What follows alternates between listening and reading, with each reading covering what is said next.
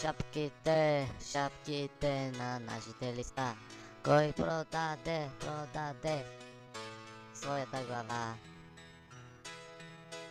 Ау, ау, ау, ау, ау, ау, ау, ау, ау, ау, ау, ау, ау.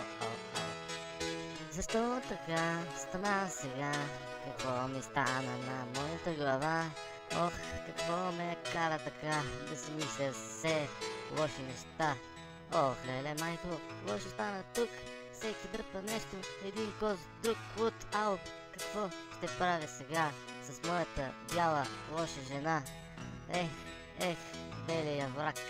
Ех, ех, белия прах. Ех, ех, искам го аз вечно, защо така? И го искам, и го не искам. Белия анти, той е за мен. Бели, бели, бели, хубави, цели, цели, дълги, големи, красиви, зелени, всекакви хубави сладки за мене. Трябва да съм във филм, за да съм без очи, без очи, без очи. Аз съм без очи. Когато режат пръстите на нашите деца, тогава с сламка ще си спия мозъка. Сламката отрязвам наполовина в кафенцето и тогава на масата слагам дисчето. Изсипвам, разпределям реда, треперя.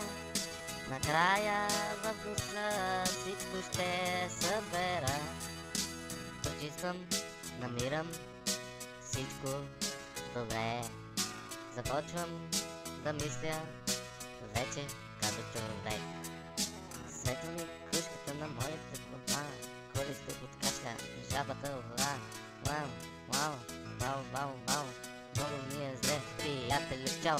Отивам под земята, заминавам си с мъртъвците. Аз съм поредния глупак, на-на-на, най-най-най. Аз съм глупак, от това, няма да свърши света.